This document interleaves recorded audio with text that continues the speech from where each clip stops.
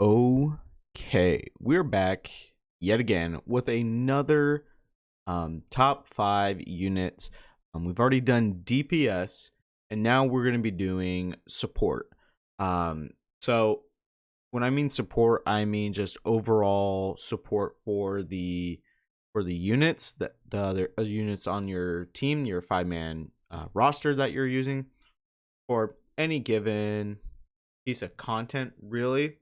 I do have or 4 honorable mention units that I want to go over, and then we can go ahead and jump into the top 5. Now, these units aren't actually in order, so don't even worry about that. So starting off at number 5, we actually have Blanc, and we'll go ahead and slide her all the way down over here. So I think Blanc is a very, very strong support unit. However, the downside I have to say with Blanc is that to really get the full maximum capability out of her, you need to have Noir.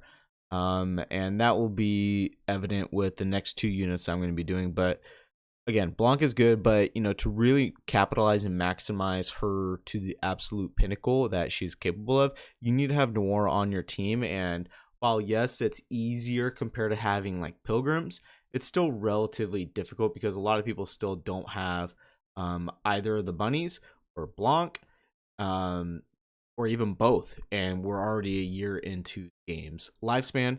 Next up is going to be Naga and Tia. They're both fantastic units, and I actually highly rate both of them. I think when they both came out, a lot of people were very unsure as to their full capabilities, but coming into it now at this point, I think people are understanding that they're both fantastic um, units. That you got Tia here covering the max HP and applying a taunt, which is also very good. Also recovering the cover's HP, and Naga over here is also recovering the cover's HP. Tia also on her burst skill generates a shield, and when you do that, Tia or Naga really activates here in that you're increasing the damage dealt to attacking cores. That's just in her skill, which is freaking nuts. So they both really benefit one another, I would say. Tia also, when you're recovering your HP, you're increasing the damage dealt. She does that herself after 5 attacks, but Naga also provides that as well after 12 attacks. So they really benefit one another.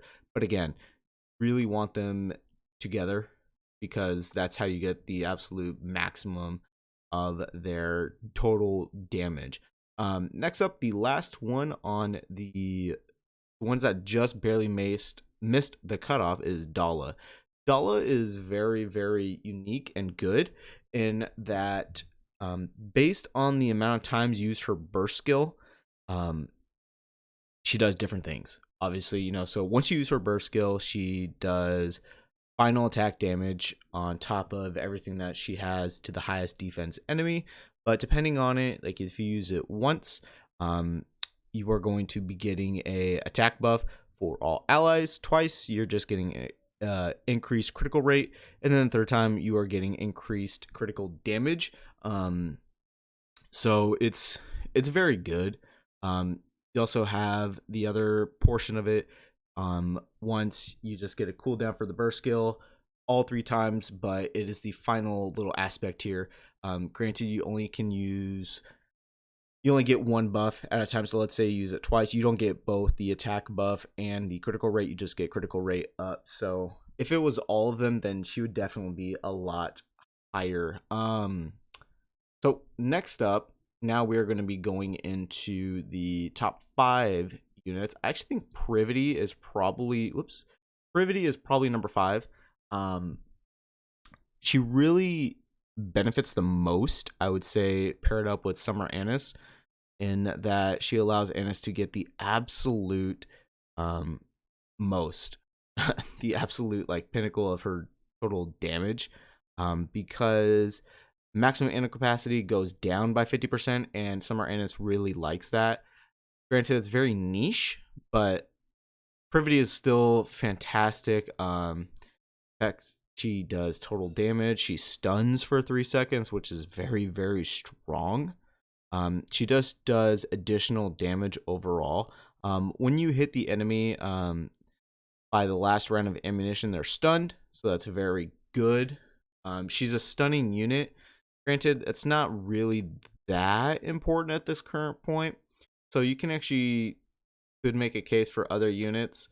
But I think Privy is fit just because of how well she pairs up with Summer Annis, really making Annis go from a support unit to just an overall DPS monster. Next up, we are going to have Maxwell, and I think Maxwell is up here this high just because of how much she pairs up well with Red Hood, but more importantly, Alice, making Alice just even better. Making her the best overall attacking unit. So when there are 5 enemy units, excluding the NIKKEs, she's affecting herself. She's increasing her own critical rate and her own critical damage. However, 2 allies with the highest attack, she increases the charge speed and attack. The charge speed is important for snipers, and then the overall attack percentage is fantastic if you can completely max that out. I think Maxwell is very, very strong for those sniper units, and when we get further sniper units in the future, Maxwell will continue providing that additional support, mainly just from her skill 1. The straight shot right here is really what capitalizes and makes her this high, is because of how much of a great support unit she is for Alice and Red Hood and other sniper units. Those are just the 2 that come to my mind instantly. Next up, we have Rapunzel. Now, the negative Rapunzel, I would say, is that she's a pilgrim unit. And also, a side note, I actually did manage to pull her on my free summon today, so that was very happy to see, because I actually have been wanting Rapunzel. So why is Rapunzel so high up when you have other great support units over here who provide damage, who provide survivability, who provide stuns in terms of Privy, and Maxwell just making Alice and Red Hood just so much stronger? And with Rapunzel, I would say the biggest thing with her is also why she's very good in PvP for newerish players and also mid-game players who don't have a whole lot of skill investment, is that the resurrect.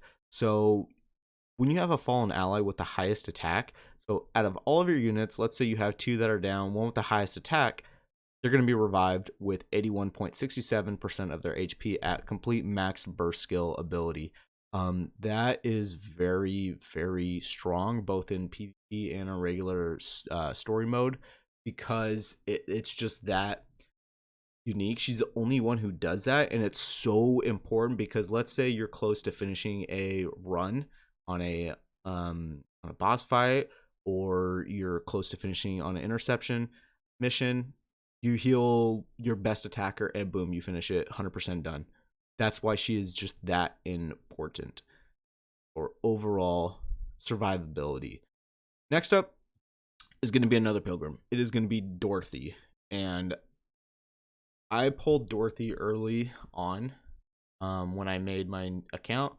Very happy about it because I like assault rifles, but also because she's a burst 1 unit, and she provides one of the best burst skills, I think, just overall. She also provides a just during manifestation, her skill 1 is when you fire off your last bullet, you reduce the cooldown of the burst skills for all allies, as well as providing an additional damage buff to parts. So that is primarily for boss battles. You can see here that for boss, she's phenomenal because of that skill 1, but also her burst is she provides a brand, an accumulation of damage dealt to the enemies during the duration, and then deals that accumulated damage to all enemies as distributed damage. Once the duration ends, it maxes out at 890 or 8,900, and that's best used against bosses because it with multiple parts, because it deals damage to everything overall, accumulating just in one unit. So that is why I think Dorothy is number 2. Arguably, you could say that she is just as good, if not better, than Litter. Um, Litter has always been a unit that has been, credited with being the best support unit in the game because, I mean, look at her skill 1. so so once you activate it once, all 3 times, you get a burst skill cooldown, which is very good. Now, when you get to the actual how many times you use it, the first time, you increase the ammo capacity by 45%. Second time, 12% critical damage increase, and then third time, a 14.42 attack damage. But it's not just done there. You also affect her skill 2, the 2 units with the lowest cover HP, it restores it by a little over 50%, so survivability. And then her actual burst skill at maxed, a all allies 66% attack buff. Just flat 66% all allies for 5 seconds. You have the cover survivability right here. You also have a further damage increase with attack buff, critical damage buff, and maximum capacity buff. Litter is just stupid strong. I do think there's a gap from Dorothy and Litter, I think, to everybody else. Also, given the fact that they're burst 1 units, which adds further value to them. Because typically for burst 3, you want it to be your main DPS. Burst 2, it could go either way. But being burst 1 units and they do so much for your team, I think they are the top 2 spots, unquestioned. You can make an argument, honestly, for Dorothy or Litter being the best overall support unit in the game.